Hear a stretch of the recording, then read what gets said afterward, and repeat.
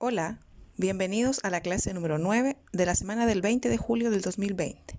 En la clase del día de hoy vamos a comenzar la segunda parte de esta primera unidad, donde comenzamos hablando sobre las capas del planeta Tierra y su importancia para el desarrollo de la vida en nuestro planeta.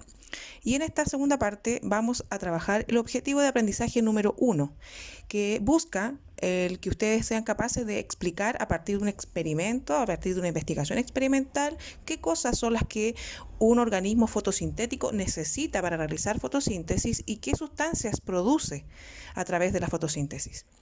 Además, que sean capaces de realizar esta investigación experimental y comuniquen sus resultados, y también reconozcamos cuáles son los aportes que han hecho los científicos en el campo de la fotosíntesis. Vamos entonces en esta unidad, o en esta parte de la unidad número 1, a aprender algunas cosas. Por ejemplo, podríamos aprender qué es la fotosíntesis, qué se necesita para realizar fotosíntesis, qué sustancia se produce a partir de la fotosíntesis, de qué nos sirve realizar un experimento, qué es una investigación experimental y qué descubrimientos científicos han aportado al conocimiento sobre la fotosíntesis. Los invito entonces a comenzar el día de hoy en esta clase con una primera etapa de trabajo que será de introducción y diagnóstico, para que luego en las clases siguientes continuemos con nuestro tema de la fotosíntesis y con nuestro procedimiento experimental que ya comenzamos en la clase pasada, donde ustedes comenzaron a germinar unas semillas de poroto para poder obtener plántulas que nos van a permitir desarrollar nuestro procedimiento experimental para esta parte de la unidad número 1. A menudo tendemos a pensar que las plantas son organismos súper indefensos, pero en esta unidad vamos a reflexionar y vamos a darnos cuenta de que cumplen una función súper importante y que verdaderamente son esenciales para sostener la vida en nuestro planeta. ¿Qué importancia tienen las plantas en nuestro planeta? La importancia de las plantas radica principalmente en que son el sustento de la vida para todo el resto de los otros organismos vivos que habitamos en el planeta. Nosotros podemos reconocer dos grandes grupos de seres vivos según el tipo de alimentación o el tipo de nutrición que estos tienen. Por una parte vamos a encontrar a los organismos autótrofos y por otro lado vamos a encontrar a su contraparte los organismos heterótrofos. Cuando yo hablo de que un organismo es autótrofo, quiere decir que fabrica su propio alimento. Y ya sabemos que quienes fabrican su propio alimento en el planeta Tierra son las plantas. Pero también existen algunos tipos de microorganismos como bacterias y también las algas, que también se clasifican como organismos autótrofos. En el caso de los organismos heterótrofos, el significado de heterótrofo quiere decir que son organismos que comen a otros seres vivos, que necesitan nutrirse de otros seres vivos para obtener los nutrientes necesarios para que se mantengan con vida.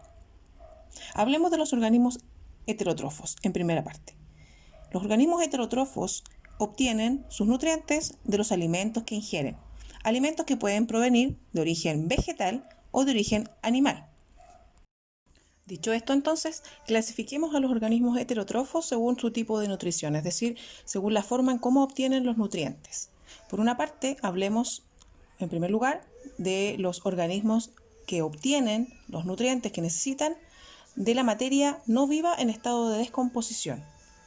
Estos organismos actúan a nivel microscópico y en ello vamos a encontrar los hongos, bacterias, ¿cierto? Y es súper importante que pongamos atención aquí. O sea, las bacterias también pueden ser organismos fotosintéticos, es decir, que producen su propio alimento, pero hay un grupo de bacterias que son heterótrofas, es decir, se alimentan de la materia que no está viva, pero que proviene de algún organismo que en algún momento estuvo vivo. Por lo tanto, se consideran organismos heterótrofos porque necesitan nutrirse de otros seres o de otra materia que ya no está viva, pero que fue parte de un ser vivo.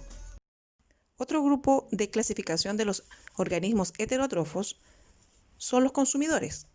Un consumidor es un organismo que se alimenta de otro organismo, ya sea vegetal o animal, para obtener los nutrientes que necesita. Dentro de los consumidores vamos a encontrar tres grupos según lo que ellos utilizan de alimento. Vamos a encontrar a consumidores herbívoros, consumidores carnívoros o consumidores omnívoros.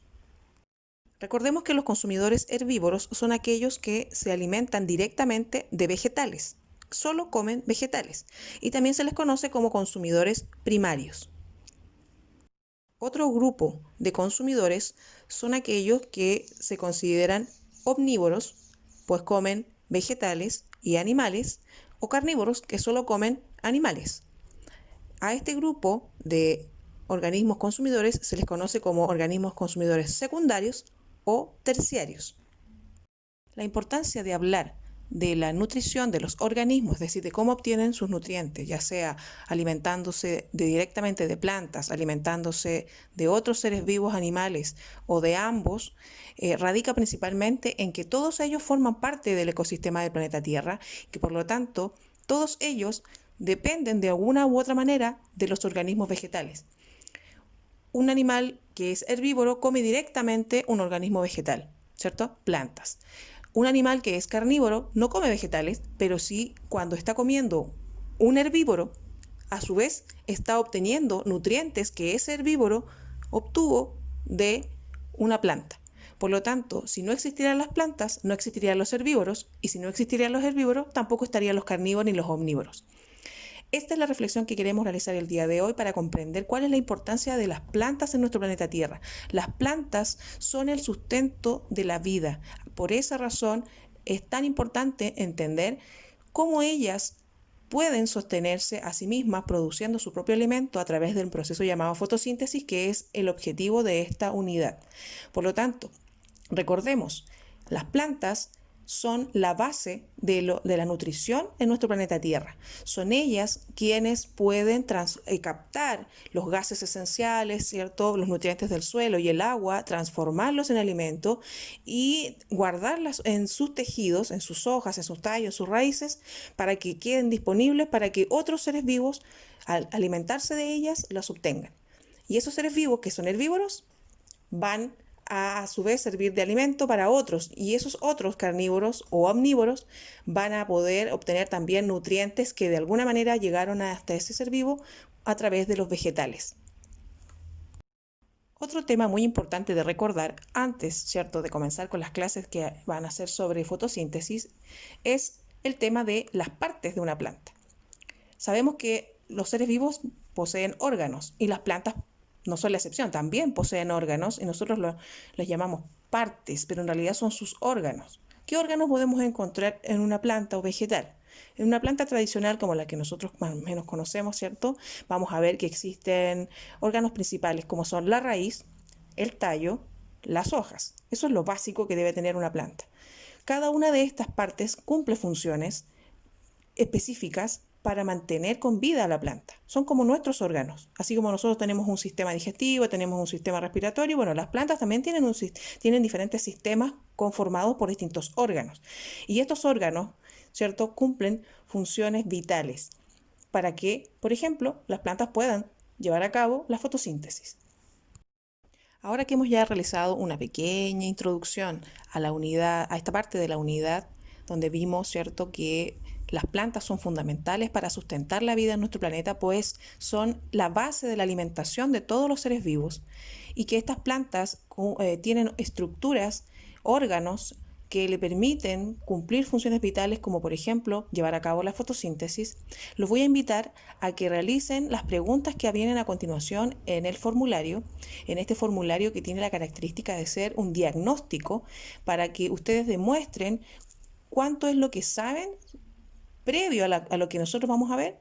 ¿Cuánto saben ustedes de la fotosíntesis? Recuerden que no es algo nuevo porque ya lo trabajaron en otros cursos anteriores, pero necesitamos saber cuánto es lo que ustedes comprenden y conocen sobre las plantas y la fotosíntesis.